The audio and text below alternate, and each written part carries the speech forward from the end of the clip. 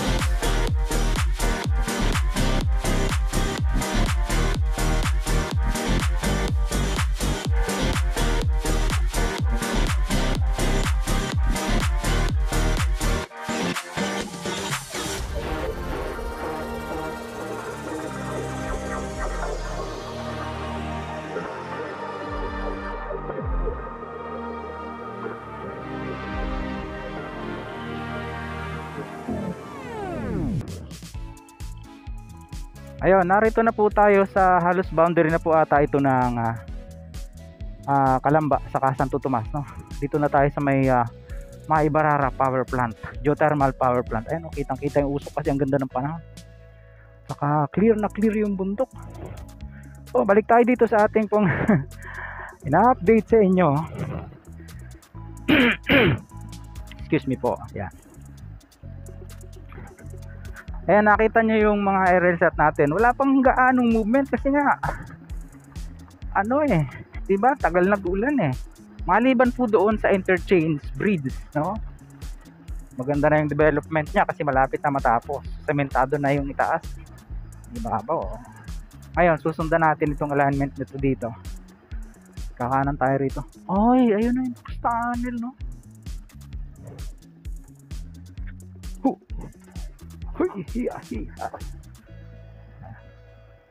Oo. Ganun pala siya. Tapos ito pa isang box tunnel. Box culvert pala yung kabila. Yun. Box culvert siya. Pwede na palang dumaan pa sa itaas lumusong pa tayo, no? Tapos ito isang box tunnel.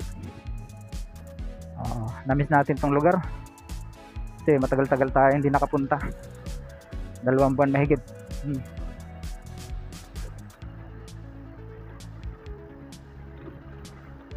Wala pong gaanong movement dito mga kabayan.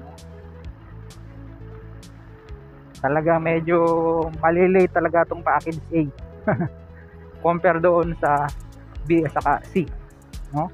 Package C, B saka C dyan sa from Macban to San Pablo, then from San Pablo to Chaong. Medyo maganda na po yung development dyan.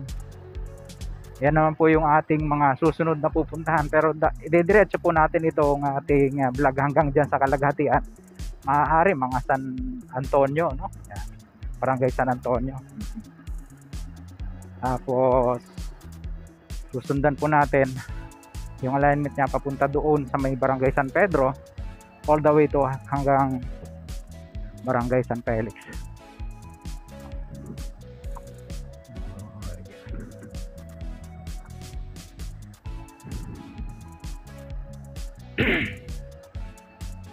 Nakita niyo yung traces ng mga pagbaha, mga pag-ulan, ano? Talagang kinagkag niya yung lupa.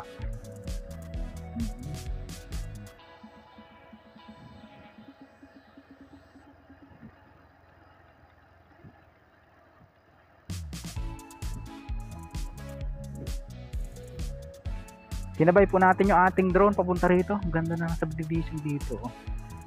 At pinasilip pa natin hanggang doon.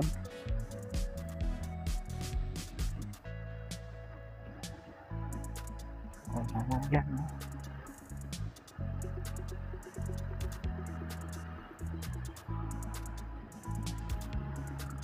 Ayun, nandito na tayo sa isang subdivision.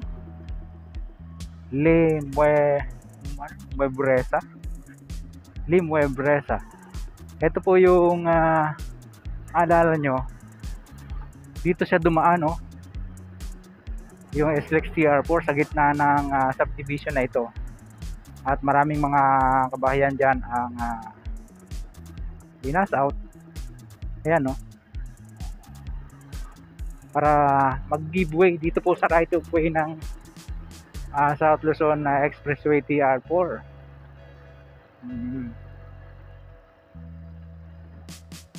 Dito na po tayo sa Barangay San Antonio.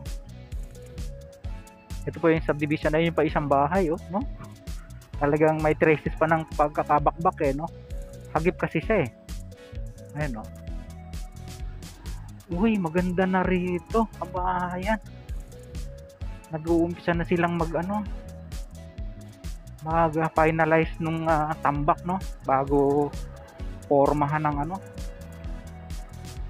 ng pamporma para mabuhusan ng semento. Ayan, no? Ano kaya yung mga sinisilip-silip na yun, parang teleskopyo, no? Curious lang ako. Lagi ko kasi nakikita yan, Wala po kasi akong idea, mga kabayan, kung ano yun.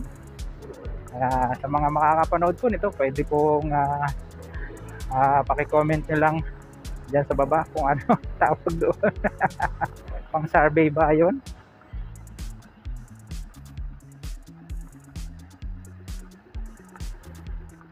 Truck ng San Miguel. Kuhanan natin to ng area shot, may natitira pang kote. Alikabok, grabe. Yan o, pinipison na. Good news kabayan, malapit ng semento hindi sa lugar na ito. Ayan o. Samantalang pinapanood nyo po yung ating aerial shot, siguro pansamantala hanggang dito na lang muna yung pong ating vlog, unang series dito po ngayong araw ng linggo dito nga po sa SLEX TR4. Sa mga ngayon lang napagawi sa ating pong munting channel, huwag niyong kalimutang mag-like at mag-subscribe, pakipindot po ang notification bell para lagi po kayong updated anytime na mag-upload po tayo ng video. Ito pong Blissy Kabayang Alex, lagi nagpapaalala, mag-ingat po tayo, lagi tayong manalangin. Salamat sa Diyos. See you po on my next vlog, God willing. Assalamualaikum.